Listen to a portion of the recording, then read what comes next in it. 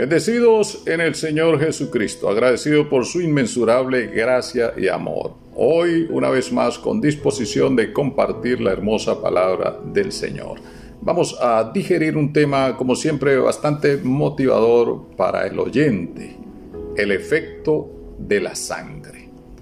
Leo Colosenses capítulo 1, versículo 14, en el nombre de Jesucristo, en quien tenemos redención por su sangre, el perdón de pecados. La sangre ha sido un elemento usado en los rituales del pueblo hebreo, pero también en el mundo del paganismo, para dedicar culto a las deidades paganas. De hecho, tales sacrificios con derramamiento de sangre que han sucedido e incluso suceden entre prácticas satánicas son hechos inherentes a una ciencia que se conoce como la antropología de la religión. La antropología de la religión coincide con la definición de sacrificio al referirse a una oblación, es decir, un acto de ofrendar, donde intervienen tres actores: la víctima, la deidad a la cual se le destina lo ofrendado y el sacrificante que intenta recibir beneficios mediante ese sacrificio u ofrenda. Nótese que el antiguo pacto está lleno de muchos sacrificios que se presentaban como ofrendas al Señor Todopoderoso y con diversas intenciones, como lograr beneficios de expiación, es decir, cubrir pecados y culpas a través de tercero, en este caso de la víctima. Y surge una pregunta: ¿qué surtía efecto en esos sacrificios? La Biblia dice en Hebreos 9:22, y casi todo, según la ley, es purificado con sangre, y sin derramamiento de sangre no se hace remisión, es decir, no existe perdón o absolución de pecados.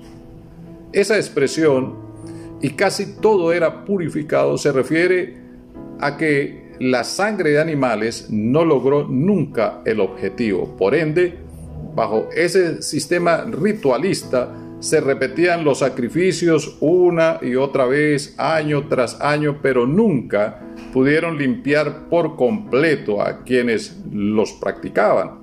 Si realmente aquellos sacrificios hubiesen logrado el propósito de limpieza, entonces no hubiesen tenido necesidad de ir año tras año, pues hubiesen sido purificados una sola vez y para siempre. Era tal la debilidad del sacerdote incluso que ofrecía aquella sangre, que primero tenía que ofrecer sacrificio por sus propios pecados y luego por los del pueblo, así dice Hebreos 7:27, y faltaba algo mejor para que esa ofrenda por el pecado fuera efectiva, algo más que realmente pudiera generar un verdadero perdón. No simplemente era quedarse en un perdón efímero, hoy es, mañana ya no era. Esta es una de las razones, entre otras, para que el antiguo pacto como doctrina quedase sin efecto, como refiere Hebreos 7:22. Por tanto, Jesús es hecho fiador de un mejor pacto.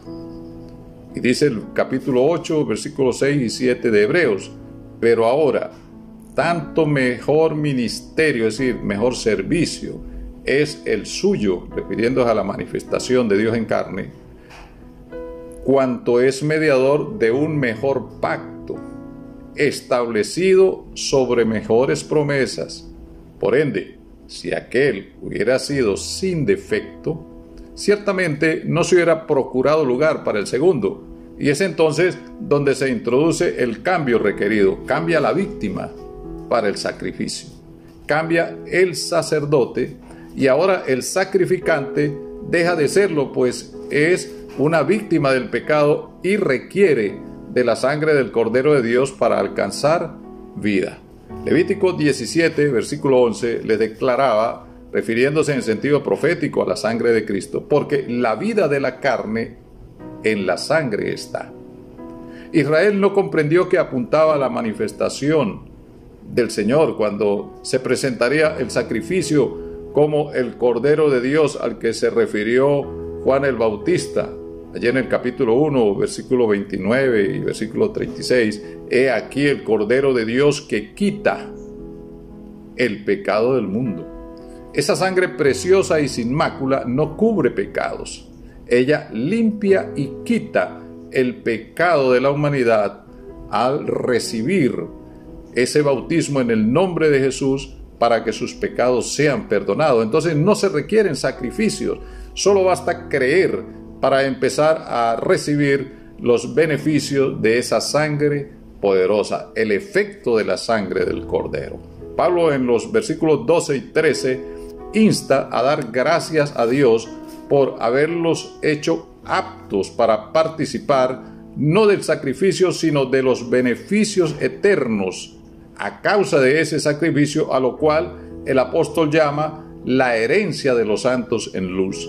Ese sacrificio de derramar su sangre, la vida de su imagen visible o de su tabernáculo, te ha librado de la potestad de las tinieblas. Esto es para los que creen. Te ha libertado de esa esclavitud en la que te tenía el mismo diablo. ¿Qué efectos tan poderosos tiene la sangre de Cristo? Y no solo fue el hecho de librarte, ejemplifico.